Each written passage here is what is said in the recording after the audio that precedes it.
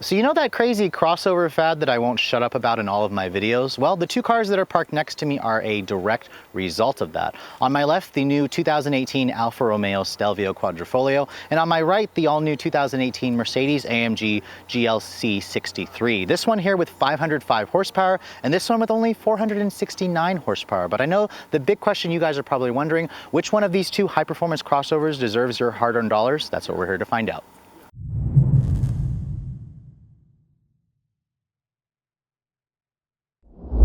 By now you guys should be pretty familiar with both of these two SUVs. The GLC came out back in 2015, and then Alfa just introduced the Stelvio crossover last year. Now, of course, those are probably the more plebeian 2-liter turbocharged 4-cylinder models, like the 300 or the base 2-liter T in the Stelvio. These are their fire-breathing high-performance versions. Let's start with the Mercedes, because this just came out as well. This is the GLC 63 AMG. It's not the S model. As you guys know, Mercedes offers a coupe version that has 503 horsepower, but at 469 ponies, this is still a lot. Now you can see the design of the GLC has the typical AMG components here. You have the new Pena Americana grille with the kind of waterfall style grille, which we saw on the AMG GT. We have full LED headlights as standard. You have this deep front skirt with some nice air intakes here. And surprisingly, this thing looks like a hatchback. It's very low and wide, which is basically why enthusiasts may actually start liking these. They drive a lot like sedans as opposed to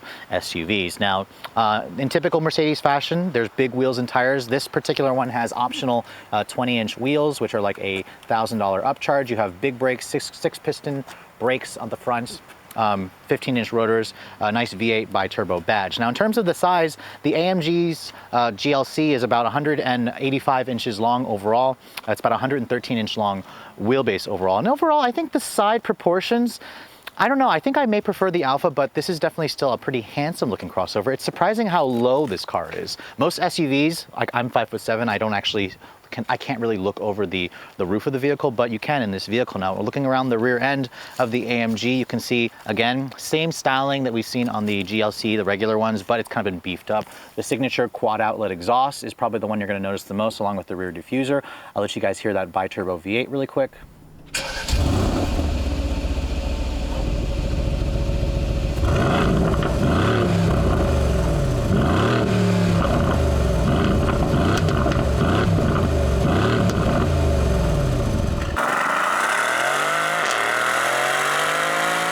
And just like the other AMG models with that 4-liter engine, the exhaust just sounds absolutely glorious. Now, a power tailgate is included, and you guys probably want to know what the cargo area is like. These are SUVs, of course. And the GLC offers around 18.7 cubic feet of space, although I feel like that number is definitely not correct, because this looks like it's a pretty roomy amount of space. A lot of the competitors offer actually about 10 cubic feet more. If you want to fold down those seats, Mercedes says it offers around 56.5 cubic feet. But moving on to the Alfa Romeo, this vehicle is also equally new, and it's been a very long wait for Alfa to come back to the States with incredibly new products, and the Stelvio, I'm happy to report, was easily worth the wait. You can see the design definitely looks more interesting versus the Mercedes, at least in my opinion. This is an Italian car, so I wouldn't expect anything less. You can see quad outlet exhausts are also included with the Quadrifoglio model, along with this nice rear diffuser. The vehicle also looks low and wide. Let me let you hear what the exhaust sounds like first.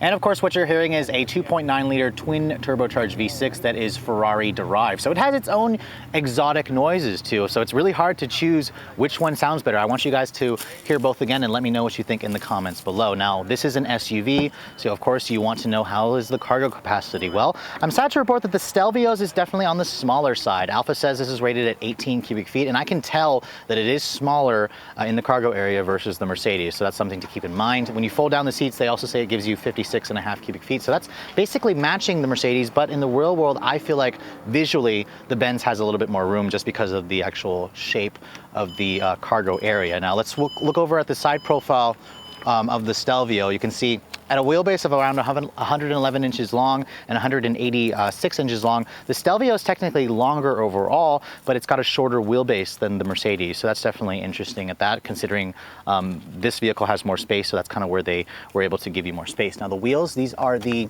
optional 5-hole dark finish wheels. They're 20 inches in diameter. They're staggered, just like the Benz, and they're also wrapped in Pirelli summer tires. You get big brakes and tires with the Stelvio model, or with the Quadrifoglio model, and that nice 4-leaf clover badge on the side. Now coming over to the front of the Alfa, you can see it's an equally distinctive looking front end.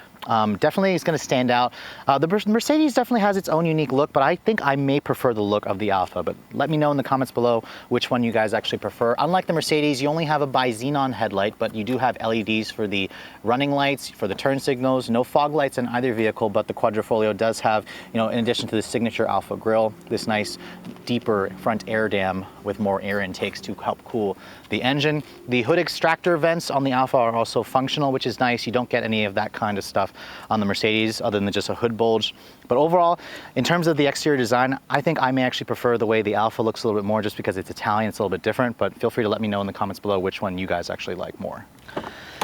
Stepping into the interior of the Alfa, now keep in mind, I'm going to actually just do an abbreviated interior tour of both vehicles. If you guys want to see the full overview of the interior, make sure you watch my full review on both the Mercedes and the Alfa, which is a separate video on the channel. But just as a brief overview, first getting in, you can see the Alfa definitely has a more kind of cleaner, traditional layout versus the Mercedes, which I'll show you in just a moment. Everything in here feels tailored towards the driver. I love the steering wheel with the suede Alcantara. It's got these big magnesium paddle shifters that kind of get in the way of your actual turn signals and whatnot. But a lot of the switchgear in here, it's very Alfa specific. They invested a lot of money into this car, this new platform, and it really shows. In terms of the dash, you have stitching all over the upper portion. I like the two-tone red with the carbon fiber trim. To start the vehicle up, you just push the start button over here. With this massive key fob, the vehicle comes to life. The one thing I'm noticing as well, there's an 8.8-inch screen here in the center, which doesn't take up the entire real estate. And you guys will quickly see the Mercedes has a slightly better system, but it's fairly easy to understand. You have big dials here for your temperature, dual zone. You have a heated steering wheel button over there. This is the shifter for the 8-speed automatic. There's some cup holders here. You have your drive mode selector, which Alfa calls DNA for dynamic, natural, and advanced efficiency. And then race, you can adjust the suspension. You can also change the infotainment system here with this little knob. You can see there's the nav screen. It just looks really grainy. It looks really old, if I'm being honest. Now, when you put the vehicle into reverse, it gives you a backup camera, a little bit on the smaller side. You have front and rear parking sensors, but overall, you can tell that Alfa kind of didn't really add that same wow factor to the interior. It's perfectly fine, but at the price point, I kind of wanted them to do a little bit more. I do applaud them, however, for coming up with their own infotainment system as opposed to what you find in some Maserati vehicles, but the interior also feels a little bit cozy. The seats are a little bit more snug. They definitely hold you. I do like the suede Alcantara, but also keep in mind you cannot get cooled seats on this vehicle like you can in the Mercedes. Stepping into the interior of the Mercedes, you can see it's a completely different environment than what you get in the Alfa. I would easily argue that this feels more luxurious. Definitely. The interior quality just smells and just feels like it's kind of a step above. It smells expensive in here, so Mercedes has done a good job. It's also a little bit more shiny. You can see shiny black plastic here, which you could change from this black lacquer plastic to like a wood or carbon fiber. There's real aluminum trim. Love the stitching. I like the steering wheel, and everything about it just kind of feels a little bit more upscale. Now, it also has push button start. The button is in a more traditional place. Push it, the V8 roars to life, and it sounds better than the Alfa at startup. So that's something I definitely want to talk about, because I think this vehicle sounds better more of the times. The Alfa sounds better when you're actually driving the vehicle, which we'll talk about later on. Now, as you can see with the infotainment system, the buttons in here, the knobs, they have a nice tactile feel. They feel relatively high quality, really responsive. The screen here, this is the latest command interface for Mercedes. If you guys want to see a full overview, again, make sure you watch my full review of this vehicle, where I'll talk about the infotainment system a little bit more in depth. But overall, the red pepper seats in this car, I'm not a fan of the color. It's a little bit more orange versus red that you get in the Alfa, and I wish it also had a little bit more red on the dashboard. But I do find the seats to be a little bit more comfortable in this car. They don't hug you quite as much. Mercedes also offers heated and cooled seats. My Tester does not have the cooled seat option. You do have slightly more adjustability in the seats. So for example, the headrest is power. You can adjust the bolsters a little bit more. A lot of the switches here, Mercedes puts it on this door panel, which is a little bit nicer. And then the steering wheel, you can see here, is power tilt telescoping. The Alfa is just a manual, so that's kind of a little bit of a ding to there. Now, unlike the Alfa, which has a big transmission selector, Mercedes gives you this little stalk that if you want to put it into drive, you push P. You can see the backup camera, way better resolution versus what you get in the Alfa. So that's something that'll impress a lot of people. The technology in this car just feels like it's a step above. Down here though, you can see the command interface for that is a little bit more distracting and confusing versus what you get in the actual Alfa. It's a little bit more traditional there, but the graphics are a lot better looking. You have lots of buttons here. Your drive mode selector is down here where you can change between 4 different drive modes. So again, a little bit more simple to change the modes there. It's also a little bit less real estate. The leather inhale here feels pretty high quality, but above you there's no pano sunroof on my Tester. That's like a $2,200 option, and honestly at the as tested price, this thing is already expensive. I kind of expected it to have a pano sunroof as standard. At the end of the day, these two are still supposedly crossovers, so you have to be able to use the rear seat, and this is where the Alfa falls a little bit short. Now, if you go by interior measurements, Alfa says the rear seat here only has like 32 inches of legroom. That doesn't seem right. It seems way too small.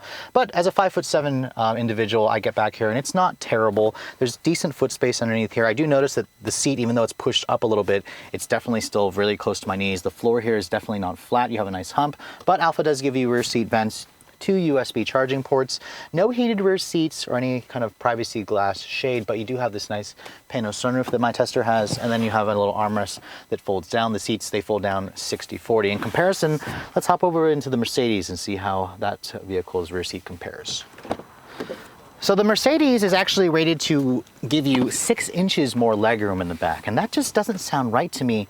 I mean, getting back here, I am noticing that this feels more spacious versus the Alfa. The reason being the seat is kind of shaped a little bit better, so there's a little bit more knee room. And this is actually with the seat pushed back a little bit more. There's really good foot room underneath here. And then the floor is actually equally just as tall. Now, in terms of features, it's a little Spartan back here. You do have rear seat air vents with some pretty high quality vents. I like the satisfying click it gives you, 2 map pockets, and then lots of leather and metal accents all over the doors. And then Mercedes also gives you heated rear seats, which is part of like a $700 option. You could get cooled seats. It looks like there's a missing button here. Now, folding down the armrest here, you can see there are 2 cup holders that pop out, and then a little storage area here. But what I'm not seeing is, so there's a standard 120 and then a 12 volt, but no actual USB charging ports. So the Alfa gave you the charging ports. The Mercedes also doesn't have a pano sunroof as a $2,000 option, but because it doesn't have that, it does have a little bit more headroom. So overall, this is the one that gives you a little bit more space in the back and also a little bit more features. Underneath the hood of these two crossovers, they couldn't be any more different, and surprisingly, the Alfa is the one that has more horsepower, despite the fact that the Mercedes having more cylinders. Now, under the hood of the Mercedes, let's start with that first, is a 4-liter bi-turbo V8. It's a twin turbocharged V8, hand-built, of course, because this is the full-fat AMG model. Not the S model, but in this output, it still makes a pretty healthy 469 horsepower and 479 foot-pounds of torque. It all goes out through the Performance 4MATIC Plus all-wheel drive through a Mercedes-designed 9-speed automatic transmission. It's an MCT, so it's kind of like a dual clutch transmission. Now, this vehicle is relatively heavy. It weighs around 4,500 pounds, and fuel economy, even though it's a twin turbo V8, it's still rated at a pretty respectable 16 city, 22 on the highway. Please make sure you put premium gas in it. Now, in contrast, let's move over to the Alfa, because this is a Ferrari derived V6. It's a 2.9 liter twin turbocharged V6 with lots of boost. This engine, for how small it is, produces 505 horsepower and 443 pound-feet of torque. So again, the Mercedes has a little bit more torque versus the Alfa. This goes out through an 8-speed ZF-sourced automatic transmission, so a conventional torque converter automatic. It goes out through 4-wheel drive as well. It's an all-wheel drive system with more of a rear bias torque split. And then fuel economy, this is the V6, so it is a little bit more efficient. Relative terms, 17 city, 23 on the highway. Please put premium gas in it. This vehicle also weighs right around 4,400 pounds, so the Mercedes is about 100 pounds heavier. Both vehicles are pretty similar 0 to 60. 3.7 seconds to 60 for this, and then 3.8. So it'd be interesting to put these in a drag race, but I know you guys are probably wondering which one of the two actually drives better, so let's get out on the road and start comparing the two. All right, so for the moment you guys have been waiting for, the driving portion between the Stelvio QV and the Mercedes-AMG GLC. I'm going to start in the Stelvio because this one is probably the one that I have my mind most fresh on, and I really loved this car when I drove it last month. And it sounds great immediately at startup, but we're going to go into full-on race mode where it literally straight pipes the exhaust. Oh, I missed that sound. I have missed that sound. It's amazing how, you know, usually I love AMG V8s, but Alfa really knows how to tune a V6, or at least it's a Ferrari derived V6, so it doesn't surprise me that it sounds so good. Now, first setting off in the Stelvio. Oh, that sounds lovely. I love the farting noises. Oh my God.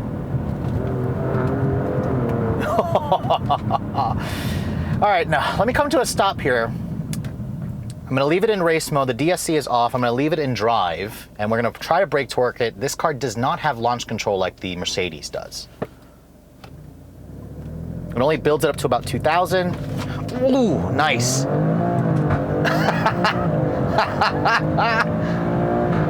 Oh God, those shifts are so good, so good.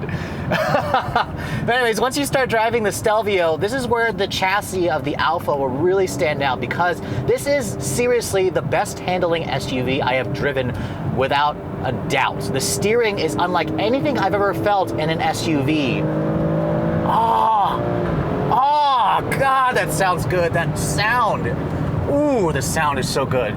Yeah, so the steering in this car, back to that, because look how quick it is. The car has very little body lean in it. It's shocking how little body lean it has. Come to a stop again. I want to do another acceleration run. We'll brake torque it again.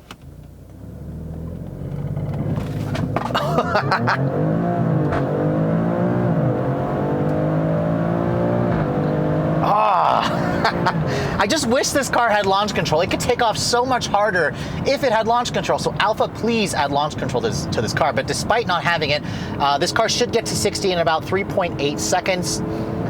I've seen it as quick as 3.6. God, that sound is good.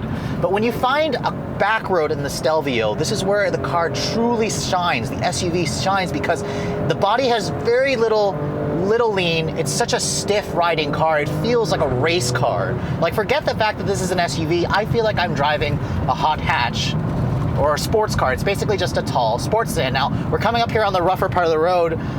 Alfa does give you slightly adaptive dampers. Unfortunately, when you're in race mode like this, you can only go into the mid setting, which is similar to what dynamic is. To go to a comfort setting, you have to put it in dynamic, put on the soft dampers, and you can see it really softens the ride a lot. Now, these are big, 20-inch wheels, so it's not like super soft like a Lexus, but it still has relatively controlled ride quality. The structure also doesn't quiver. It feels nice and solid. The Giorgio platform is excellent. And even in just dynamic mode, the steering is really good, really quick, lots of feedback. You know exactly what the tires are doing. This is just the first SUV that gives me this kind of control. It gives me this confidence to attack backwards. I wouldn't hesitate to take this thing to a racetrack, to be honest. And with the different drive modes here, I'll go into the advanced efficiency. The steering does get lighter.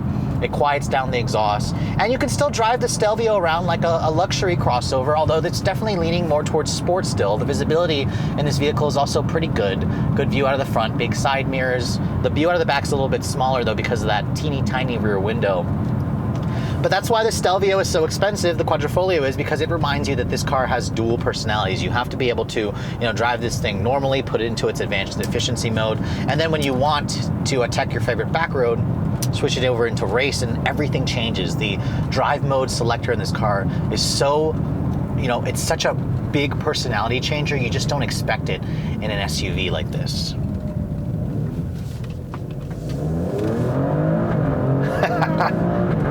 Now this car definitely has more of a rear bias with its all-wheel drive system, and you feel that as the rear wheels kind of push you around a corner. This thing will get sideways if you want on a racetrack, but even on just your favorite back road, you won't be disappointed. This is gonna be tough. I honestly don't know which one I'm gonna prefer, this or the Mercedes, but let's hop into the Mercedes-AMG with that 4-liter bi-turbo V8 and see how it feels in comparison to the Alfa. So after just stepping out of the Alfa and into the Mercedes, this is definitely a completely different environment. Even when you start the vehicle up, the engine itself just sounds so much meaner. It definitely sounds better at idle, this car, or when you rev it up, it just has a much more deep baritone V8 growl. So I definitely get a sense of muscle car when I drive this vehicle. Now, the one thing about the AMG is it feels considerably heavier than the Alfa as well. You really notice that weight when you first just get in the vehicle, sit in, you actually turn the wheel. But the one thing I really like about the Mercedes is the fact that this car has launch control, which is something the Alfa unfortunately doesn't have. To activate it, it's very simple. You put it into Sport Plus. You turn the stability control into its sport handling mode. You floor the brake pedal, it says hold, and then floor the accelerator. Race start. Oh, God. Holy crap. Wow. Wow, the launch that this thing gave me was just incredible. That is insane. And listen to the way that thing sounds.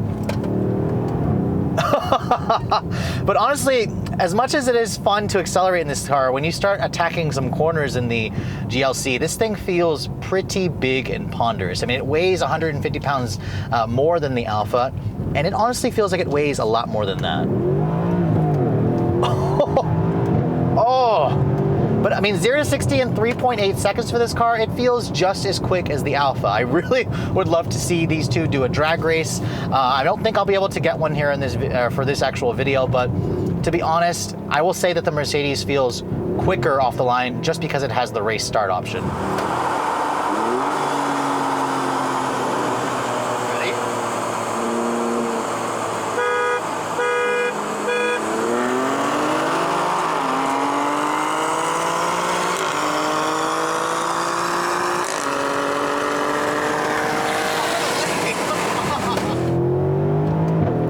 Listen to that. Wow, and the transmission in this car also is equally good.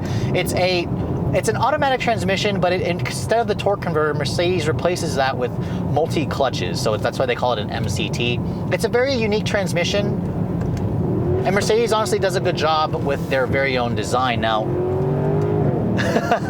the steering in this car is definitely not as quick as the Alfa's. The Alfa's is just so lightning fast. It feels like it belongs in a supercar, a sports car. Whereas this, you know, it's fine, but you feel that it's a little bit slower. The body leans a lot more. And this car also has air suspension. So even in its firmest setting, I was expecting this thing to be just as sharp as the Alfa, and it's definitely not. And the ride quality also, I was expecting it to be better than the Alfa, and it's really not that much better because with air suspension, these big 20-inch wheels, this thing still crashes pretty hard over bumps, even when I put it into comfort mode. Let's go over into the comfort mode. It tries to get a little bit more settled, but surprisingly, this thing still feels relatively firm. I'm not entirely sure why that is. The Alfa, I kind of expected it to be a little bit firmer, but I also expected a little bit more from this car because it's more expensive, because it has that more, you know, a fancy suspension with the air body control, and I'm just a little disappointed in that regard. So in terms of handling, in terms of ride quality, this one misses the mark for me, but in terms of the acceleration, in terms of the interior quality, in terms of the build quality, this one is that typical, you know, German vault, you know, Mercedes that you would basically expect. And just because we can, we're going to do one more little race start here. Very simple. God, that's harsh. The shift is really, really harsh. Wow.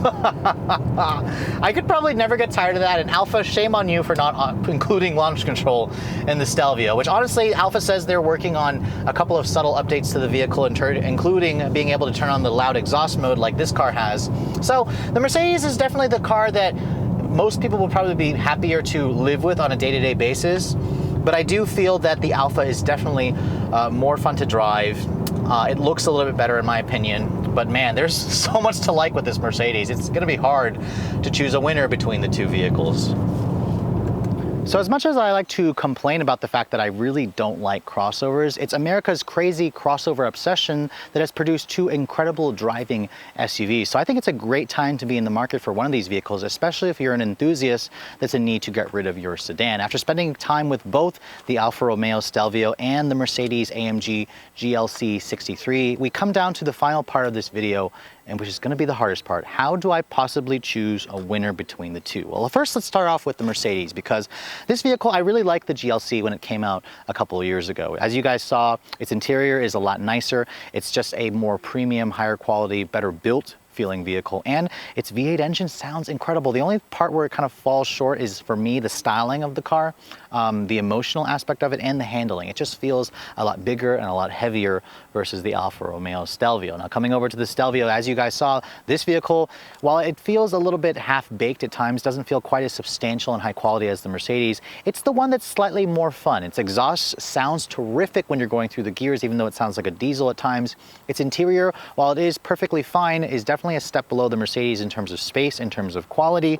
And personally, I think this car emotionally looks better. It just speaks to me more because it's not a Mercedes, it's an Alfa Romeo. So for me, if it were my money, I probably would go with the Alfa because it's the more emotional choice. I would be grabbing the keys for this more because it's simply different, because it handles better, and that's the reason why I'm going to pick it as my winner. Now, if you guys are looking to purchase any of these, honestly, you can't go wrong with either of them. What's it going to cost? Well, the Mercedes starts at $69,900, which is basically $10,000 less than the Alfa. I wasn't expecting that. This car usually should be more expensive. Now, the Alfa starts at $79,900. This one has about $5,000 worth of options on it, so it stickers for about $84,000. Now, the Mercedes is actually the more expensive option, and it's still missing options, so that's another reason why I gave points back to the Alfa. This one, missing the pano sunroof and the cooled seats, already stickers for $87,000. You can easily option this up to be well over $90,000, but keep in mind, Alfa could also get to that level if you guys specify the $8,000 carbon ceramic brakes, which I doubt most people are going to actually pick. But I hope you guys have enjoyed my full overview